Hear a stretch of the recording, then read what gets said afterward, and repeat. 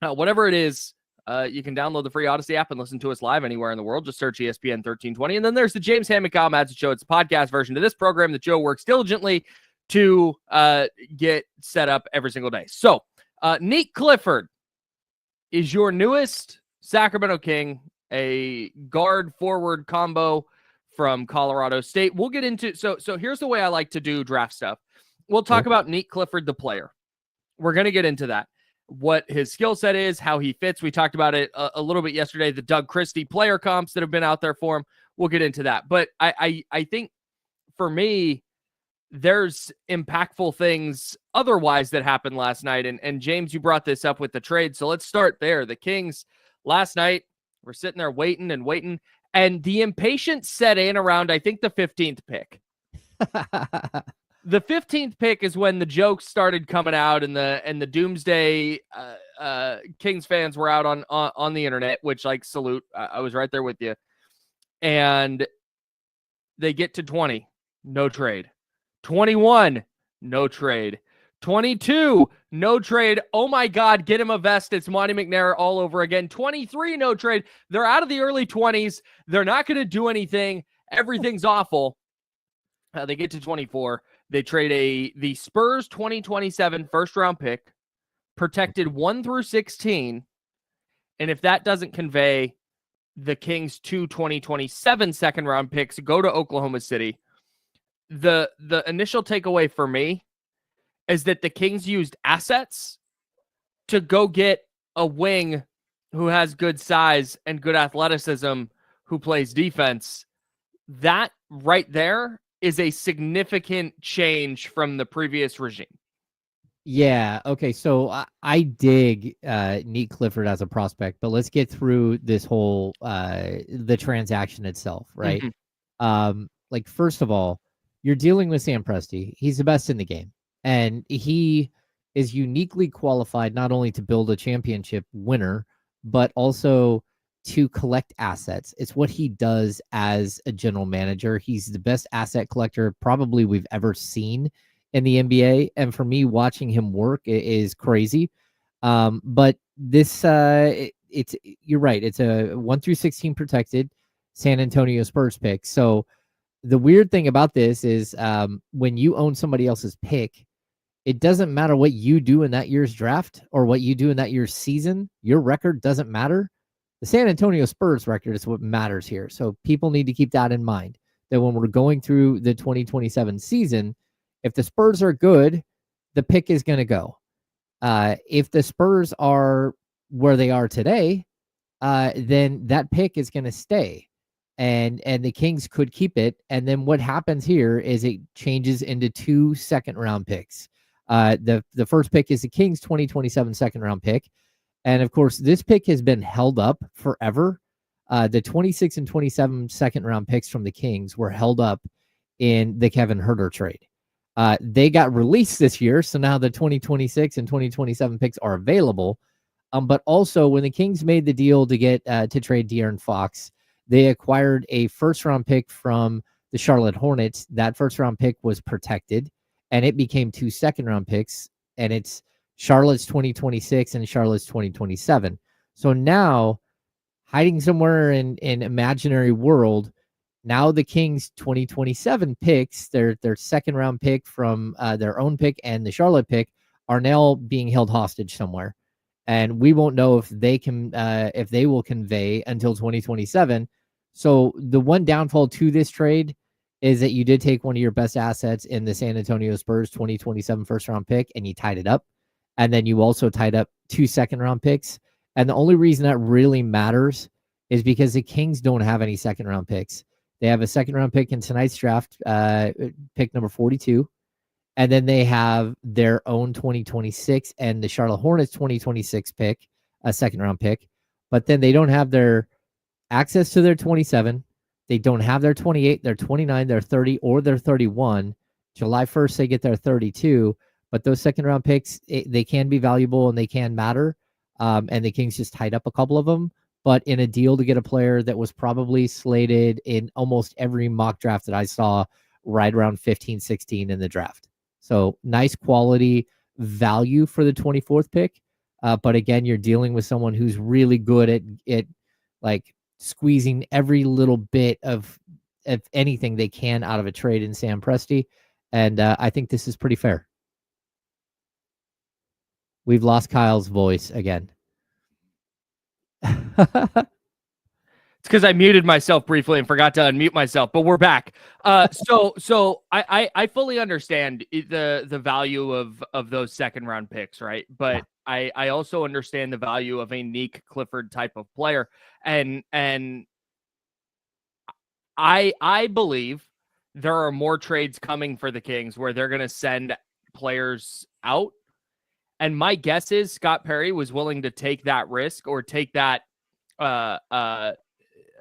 put that first round pick on the table while also tying up those second round picks, because he knows there's probably going to be more second round picks coming.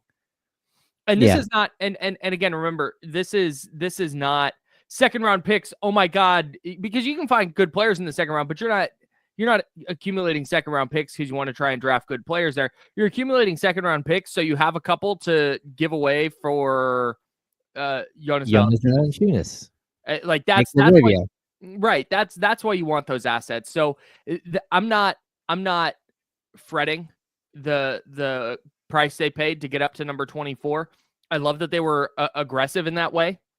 I think you can very quickly recoup that cost.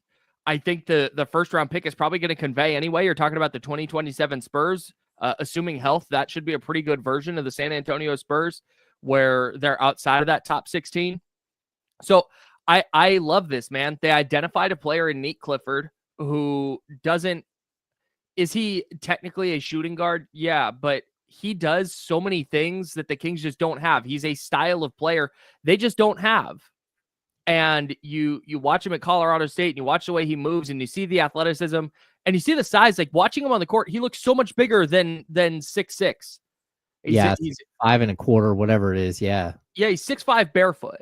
Right, so in shoes 6'6", 6'7", whatever it is, and the length and the way he anticipates defensively, I think makes him look even bigger because of the way he occupies passing lanes. So they didn't do this for some random point guard who may or may not be good. I think they got a player in Nique Clifford who can make an impact right away, and can make an impact in ways that I've said this ad nauseum for the last 2 years, man. They just need guys who do the little things that make the winning plays, that fill a specific role. You love upside. Upside is always the thing you talk about, but when you're trading up to 24, you're probably not going to find a ton of upside left.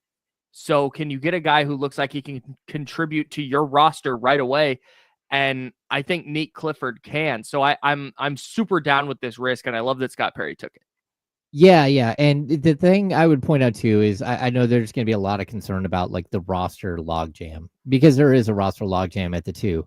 I think they look at Nique Clifford as a guy who can slide over and play the 3. Scott Perry talked about it last night. This is, in the modern NBA, there are a bunch of 6'8", 6'9" guys that play that position, but there's also like, look at the teams that are in the finals that just went to the finals. They're stacked with 6'6", 6'5" guys that are just strong and can play multiple positions. Mm-hmm. Like that's one of the things with Oklahoma City. I think that's a great point. When you go look at all the guys that Oklahoma City has, Cason Wallace, right? 6'4", Lou Dort, 6'4", AJ Mitchell, 6'5", Alex Caruso, 6'5", Isaiah Joe, 6'5". This is not you would love to get players who are 6'7", 6'8" with this kind of athleticism and this kind of defensive acumen. Like, yeah, no doubt. But I don't think that the fact that Nique Clifford is technically listed as a shooting guard and is not 6'7" or 6'8" is prohibitive to him playing the 3, and maybe in some matchups playing the 4. Like we'll have to see how his game translates and the size translates and stuff. But I don't look at this as, oh my God, they took another guard. That's how it felt when they took Devin Carter. Devin Carter felt like, wait, another guard? What are they doing? Because Devin Carter's 6'2" or whatever he is. So I'm with you, man. I see this as more a 3 who in some lineups has the versatility to play the 2. Like I said, in some matchups you might be able to play the 4. The main takeaway for me is if they're going to roll forward with Domantas Sabonis, and Zach LaVine and DeMar DeRozan. If those 3 players are going to be on your roster, you need 5 Nique Cliffords. Yeah. You need, and I think you've got one in, and again, this is not pound for pound, just the type of role they fill. I think you've got one in Keegan Murray. I think Keon Ellis does what you need from a supporting cast around that trio of players. I think Nique Clifford does that. So that gives you 3. So I love that they're stacking players like this, and the fact that they went out and got Nique Clifford, a player who's 23, turns 24 in February. This was not a, oh, hey, upside, wonder what he's going to look like in 3 years. Like, no, this is the expectation is he's going to contribute right away, because the Kings are not going to go about this as a teardown and let's look over the next 3 years. They're looking at 2025, 2026. And I think Nique Clifford is a player they think can contribute out the gate. Yeah, I think he can contribute in year one. Again, the age, the maturity that he has. He was a late bloomer. He grew a bunch late, either late in high school, went from 6 foot to 6'5", 6'6", right? But also, like, look, I think we've talked about this a couple of times. We're in the true, like, in draft standards, we're in the COVID era. These are the kids, like Nique Clifford is a kid who lost the last half of his senior year of high school to the COVID pandemic. The school shut down. His freshman, sophomore year at Colorado, most of his classes, if not all of his classes, were via Zoom. They were not in person. He, as a basketball player, is able to go out there and play. Like, a lot of these kids in the draft, there were 24-year-olds in this draft that they're 24-year-olds that still might be picked. But there was a reason why they were given an extra year of eligibility. And it's because they've been through a traumatic situation that the rest of us in the world have been through too. But as basketball players, you understand, like, AAU circuit shuts down, all of these things that you're normally playing basketball shut down. And what we see is first 3 years of Colorado, he's okay. He's a perfectly fine, rotational player for a college team. His second, his 4th and 5th seasons in the college game is where he developed. And again, it's because a lot of what's happening in the world slowed his development rate. Like it has to a lot of kids this age. So, you have your kids now, then they say 8 freshmen, the first 8 picks were freshmen. That's because a lot of these kids weren't impacted nearly as much as the kids that are in Nique's range, his age range. So I don't worry about the 23 going on 24. You would like to see the Kings go get a 19-year-old and start building, something with a younger group as well. But this is a guy who's going to fit in really quickly. And his interview last night, just spectacular, like very well put together, very mature. Seems like a good kid.